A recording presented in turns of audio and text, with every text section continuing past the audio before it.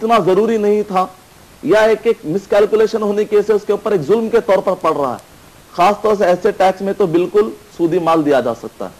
और जहां तक हिंदुस्तानी टैक्स का मसला है, इनकम टैक्स का हो चाहे वेल्थ टैक्स का, सूरह मायदा सूरह नंबर 5 आयत नंबर 1 के मुताबिक ये है कि यहाँ के मुआहदे पूरे करना है। तो एक माने में शर्त यह है कि आप यहाँ के मुआहदों को, एग्रीमेंट को पूरा करो। इसकी रोशनी में कोशिश तो ये करें कि अगर आपके पास हलाल कमाई हो तो फिर वही दे, ताकि एक मुसलमान जितना हो सके अपने आप को सूदी कारोबार से, सूदी माल से बचाए। लेकिन अगर उसके लिए मुश्किल हो जाता हो तो ऐसे वक्त पर अगर वो सूदी से भरपाई करता है तो उसको गुंजाइश दी जा सकती है। मदनी साहब आइए, और एक कॉलर हैं। हेलो, अस्सलाम वालेकुम। हेलो, अस्सलाम वालेकुम। जी वालेकुम अस्सलाम व रहमत। जी मैं पंजाब मालेरकोटला से बोल रहा हूँ, मोहम्मद आबिद। मोहम्मद आबिद साहब पंजाब मालेरकोटला से बोल रहे हैं। आपका सवाल बताइए आबिद साहब। जी मेरा सवाल ये है कि स्टूडेंट बैंक से लोन ले सकते हैं पढ़ाई के लिए? बहुत अच्छा सवाल है, बताइए तो आप क्या पढ़ना चाहते हैं?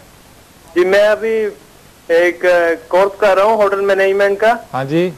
ये इसके लिए क्या बैंक से लोन ले सकते हैं? अच्छा जी, ठीक है, बहुत बहुत शुक्रिया आपने कॉल किया हमें पंजाब से।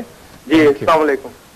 मदनी साहब, आजकल पढ़ाई के लिए, जैसे ये तो एक फरीज़ा अदा करने के लिए, जैसे अल्लाह के रसूल सल्लल्लाहु अलैहि वसल्लम ने कहा कि अगर पढ़ाई इल्म हासिल करने के लिए चीन भी जाना हो तो जाएं, लेकिन चीन का रास्ता तो बहुत नज़दीक हो गया है।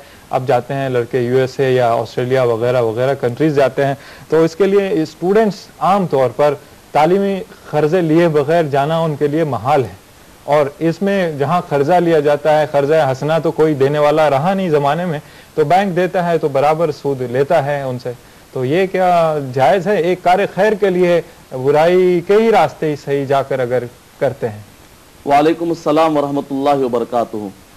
सबसे पहले तो मैं ये कहना चाहूँगा, जैसा कि मैंने शुरू में कहा, एक हिंदुस्तानी होने के नाते और एक देश का चाहने वाला होने के नाते हमारी जिम्मेदारी है कि हम पहले पूरे मिलकर, चाहे मुस्लिम हो चाहे गैर मुस्लिम हो, इस सूदी निज़ाम को हम हिंदुस्तान से बैन करें, या कोशिश करें कि दुनिया से सूदी निज़ाम ख़त्म हो, ताकि जितने भी गरीब ममालिक या जितने भी गरीब लोग हैं इसमें जो पिस रहे हैं, दिन ब दिन जो सूद चढ़ते जा रहा है कर्जे के तौर पर, नतीजे में गरीब और गरीब हो रहा है, मालदार और मालदार हो रहा है। तो हमको तो पहले कोशिश ये करनी चाहिए कि इस निज़ाम के खिलाफ पहले हम ठहरें।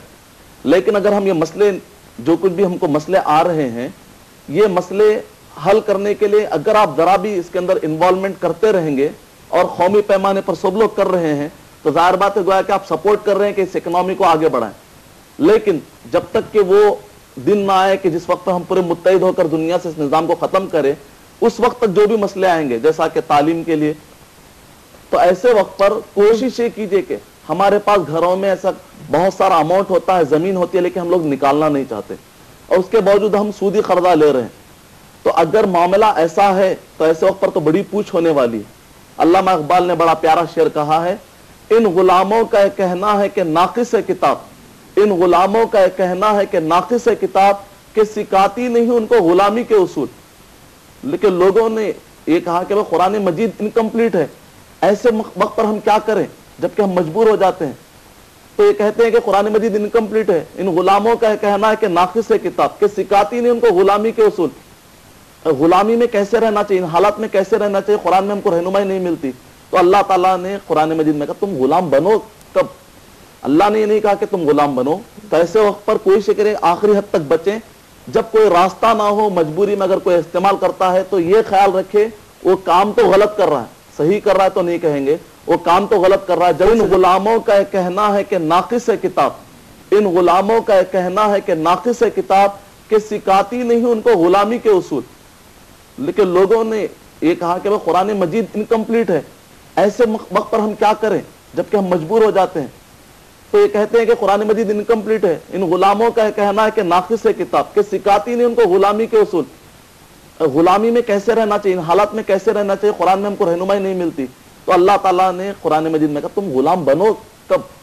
अल्लाह ने ये नहीं कहा कि तुम गुलाम बनो। तो ऐसे वक्त पर कोशिश करें आखिरी हद तक बचें।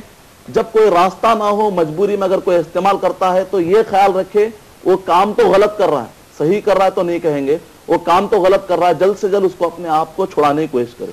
मदनी साहब, ये तो रही बात एजुकेशनल लोन की, लेकिन जो बेघर हैं, जिसका छुपाने के लिए छत भी नहीं है, सर छुपाने के लिए, या रोटी कपड़ा मकान, जो बेसिक नेसेसिटीज़ है दुनिया में इंसान को जीने के लिए, बाकी रहने के लिए, इसके लिए भी बहुत सारे लोन लेने पड़ते हैं।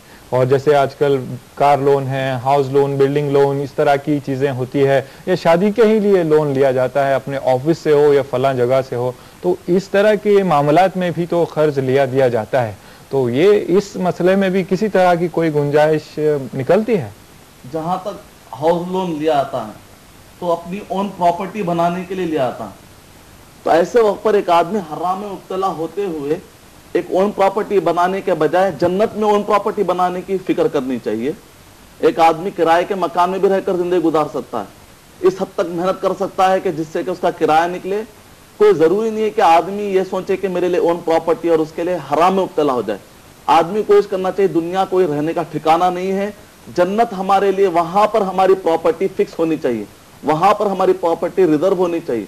इसीलिए घरों के लिए जो कर्जा लिया जाता है, बहरहाल एक मुसलमान को अपने इस्लाम बचाते हुए एक किराए के मकान में रह जाना बेहतर है उस सूदी घर में या उस कर्ज में मुब्तला होना कि जिसके जो हाउस लोन के तौर पर या आरामदेह या बड़े बड़े गाड़ियां लेने के लिए जो सूद में मुब्तला हो जाते हैं, उससे बेहतर है कि थोड़ी तंगी बेहतर है दुनिया की। आखिरत पे दाव, हम दुनिया की थोड़ी राहत के लिए हम आखिरत को दाव पर नहीं लगा सकते। जब तक ये मसला क्लियर नहीं होगा आखिरत का, उस वक्त तक ये मसला समझ में आने वाला नहीं है। मदनी साहब, आइए नाज़रीन, वक्त होता है एक छोटे से ब्रेक का, लेकिन ब्रेक पर जाने से पहले मैं आपको फिर दावत SMS देता हूं। आपके SMS यकीनन हमें वसूल हो रहे हैं, लेकिन जब दो ब दो बात होती है, आप फ़ोन पर होते हैं और हम इधर होते हैं, लेकिन ऐसे बहुत सारे व्यूवर्स होंगे जो बात करना तो ज़रूर चाह रहे होंगे लेकिन नंबर नहीं मिल रहा होगा। तो ऐसे लोगों के लिए मेरी गुजारिश है कि आप अपना सवाल SMS भेज दें, एक तरफा ही सही कम्युनिकेशन इधर दे दें। स्क्रीन पर हमने आपको बता दिया है कि जो हिंदुस्तानी व्यूवर्स हैं उनके लिए है। आप टाइप कीजिए AAH और अपना सवाल और मकाम फिर भेज दीजिए 3690 पर या 600606 पर। और जो बैरून ममालिक व्यूवर्स हैं उनके लिए है AAH और टाइप कीजिए अपना सवाल और मकाम और भेज दीजिए 4412 पर। तो नाजरीन, मिलेंगे ज़रूर, लेकिन लेते हैं एक छोटा सा ब्रेक। नाजरीन, वक्फे के बाद फिर से आपका इस्तकबाल है इस प्रोग्राम में, आप और हम में।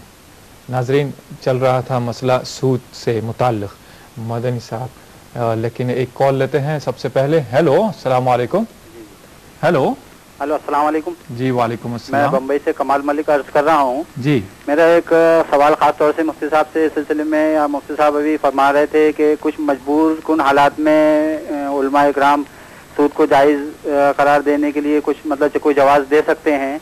हमारे समाज में जो बेवा औरत को जो परेशानी उठानी पड़ती है, कई सूरतों में ऐसा होता है कि शौहर ख़त्म हो जाने के बाद उसके पास पैसा तो होता है लेकिन उसके पास कोई गाइडेंस नहीं होती।